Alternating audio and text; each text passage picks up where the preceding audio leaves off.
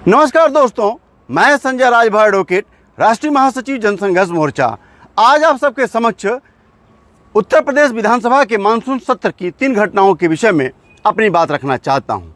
पहली घटना है संजय निषाद द्वारा वीरांगना फूलन देवी की हत्या का आरोप समाजवादी पार्टी पर लगाना, जिस पर बुरी तरह से समाजवादी पार्टी के विधायकों ने संजय निषाद को घेरा और कहा कि तुम्हें शर्म आनी चाहिए कि जिस विचारधारा के लोगों ने सामंतवादी व्यवस्था, मनुवादी व्यवस्था ने हमारी बहन को दस्यु बनने पर मजबूर किया, जिस विचारधारा के लोगों ने उनकी इज्जत को लूटने का काम किया, आज तुम उसी विचारधारा को मजबूत कर रहे हो और आरोप समाजवादी पार्टी पर लगा रहे हो।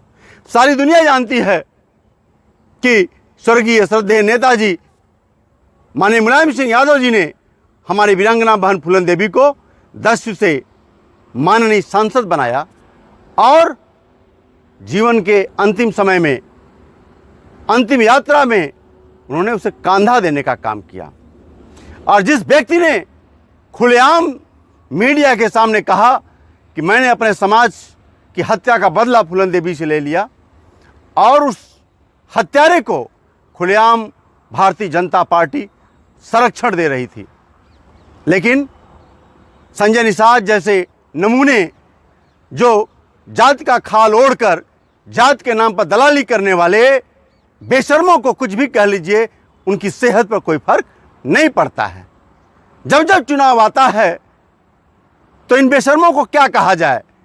रिजर्वेशन के नाम पर, आरक्षण के नाम पर अपनी दुकान गर्म कर लेते हैं और जैसे ही चुनाव बीत जाता है तो आरक्षण के विषय में इनकी बोलती बंद हो जाती है।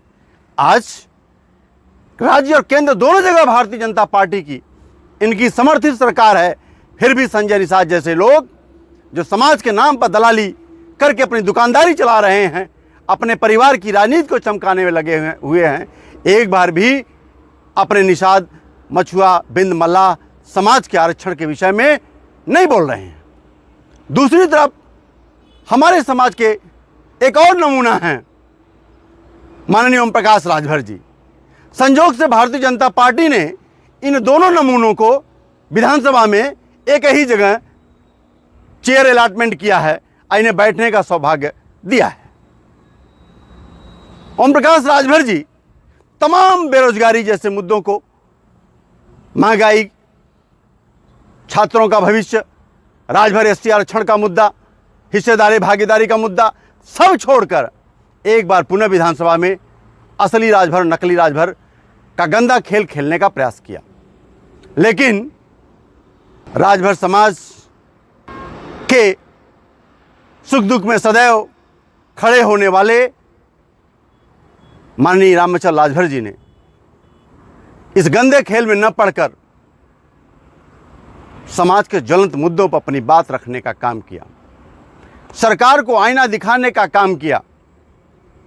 और अब रही बात ओम प्रकाश राजभर जी, हम आपका नाम नहीं लेना चाहते, आपके विषय में नहीं बोलना चाहते, लेकिन ये जो घर में छेड़खानी करने की आपकी आदत है, इस आदत से आप बाज नहीं जा रहे हैं।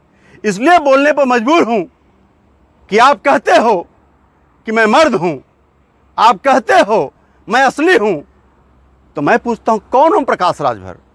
वही ओम प्रकाश राजभर जिसको बहुजन समाज पार्टी में पहली बार स्वर्गीय सुखदेव राजभर जी और माननीय रामचंद्र राजभर जी ने जिलाध्यक्ष बनवाने का काम किया, एक प्रोटोकॉल देने का काम किया, पहली बार विधानसभा चुनाव लड़ाने का काम किया और उसका नतीजा ये रहा नमक हरामी का कि आपने अपनी राजनीति ही उनको पानी पी पी के गाली देकर शुरू किया। दूसरी बात फिर पूछना चाहता हूं, कौन ओम प्रकाश राजभर? वही ओम प्रकाश राजभर जिसने घूम घूम कर कसम खाई कि आजीवन चुनाव नहीं लड़ूंगा, मेरे परिवार का कोई व्यक्ति चुनाव नहीं लड़ेगा, लेकिन आज हालात यह है कि चुनाव लड़ेगा तो सिर्फ बाप और बेटे लड़ेंगे, बाकी समाज का बेटा केवल झंडा ढोएगा, केवल नारा लगाएगा। फिर पूछता हूं कौन ओम प्रकाश राजभर? वही ओम प्रकाश राजभर जिसका बेटा अरविंद राजभर जब नामांकन कर रहा था बनारस में और सामंतवादियों ने घेर कर जब हुटिंग किया तो यही ओम प्रकाश राजभर कहे कि वकीलों की भेष में भाजपा के गुंडे जो है गुंडई कर रहे हैं। कौन ओम प्रकाश राजभर? वही ओम प्रकाश राजभर जहुराबाद में जब दो ठाकुर के लड़कों ने घेराबंदी कर लिया तो घंटों एक घर में ओम प्रकाश राजभर कैद रहे और समाजवादी पार्टी के राष्ट्रीय अध्यक्ष आदरणीय अखिलेश यादव जी ने पूर्वांचल के अपने सभी विधायकों को उनके सम्मान और स्वाभिमान की रक्षा के लिए जहुराबाद भेजने का काम किया। कौन ओम प्रकाश राजभर?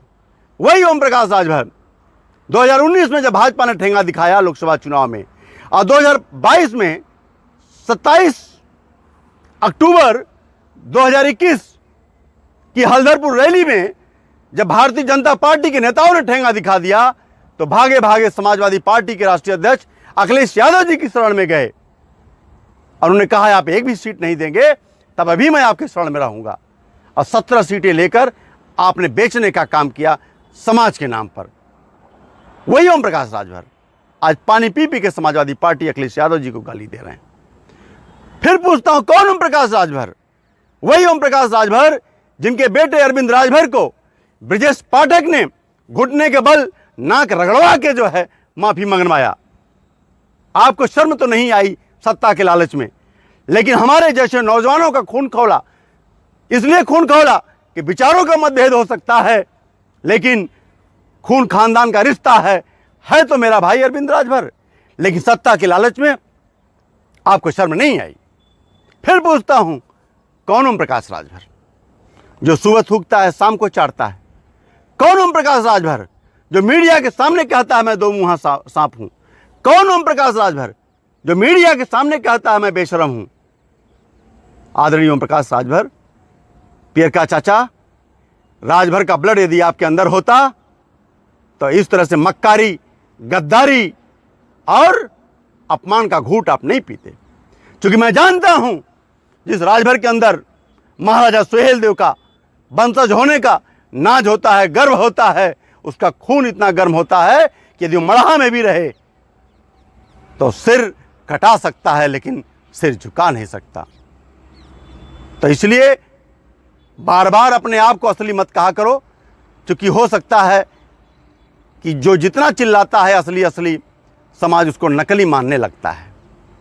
तीसरी घटना का जिक्र करता हूं, तथाकथित विधवा माननीय विधायक पूजा पाल जी का, जो घड़ियालू आंसू बहा रही हैं विधवा होने का, जबकि हकीकत में विधवा है नहीं। और जिस राजू पाल के नाम पर वो राजनीतिक रोटियां सेकना चाहती हैं, सहानुभूति लेना चाहती हैं, सौभाग्य से अगर आप उस राजू पाल की इतनी ही चिंता थी तो आप वैधव्य जीवन भी जी सकती थी। लेकिन आपने दुनिया की नज़रों में आंख में धूल झोंकते हुए दूसरी शादी कर लिया। कोई बात नहीं। जिस समाजवादी पार्टी ने आपको विधायक बनाया, जिस समाजवादी पार्टी ने आपको लोकसभा का टिकट पकड़ाया और 24 घंटे पहले पता चला कि आप विधवा नहीं हैं, तब आपका टिकट जो है कैंसिल किया गया। उस समाजवादी पार्टी से गद्दारी करने के बाद, भाजपा के पक्ष में वोट करने के बाद आप सोचती हैं कि समाजवादी पार्टी आपके साथ वफादारी करे। तो पूजा पाल जी, आप गद्दारी करें, समाजवादी पार्टी वफादारी करे, यह कहाँ की नीयत है? इसलिए घड़वाली आंसू बहाइए मत, विधवा राख मत अलापिए, क्योंकि आप इस समय विधवा नहीं हैं, न तो आप पाल समाज से ताल्लुकात रखती हैं, क्योंकि आप जिससे शादी की हैं वह वर्मा समाज से ताल्लुकात रखते हैं। व्यक्तिगत जीवन में हमें आपके ताक झाक करने की जरूरत नहीं है, लेकिन जिस पति का नाम पर आप राजनीति करना चाहती हैं, उसके नाम पर आपने जीना पसंद नहीं किया, तो उसके नाम को राजनीति में भुनाने का प्रयास मत कीजिए। तो पुनः इन तीनों घटनाओं के विषय में मैं अपनी बात, अपना नज़रिया रखा। ये अलग बात है कि आप हमारे नज़रिया से सहमत होते हैं या नहीं होते हैं, यह तो लोकतंत्र है, लेकिन मेरे नज़रिए से जो सत्य है उसे मैं कहने का प्रयास किया हूँ। सभी साथियों को जय भीम, जय समाजवाद।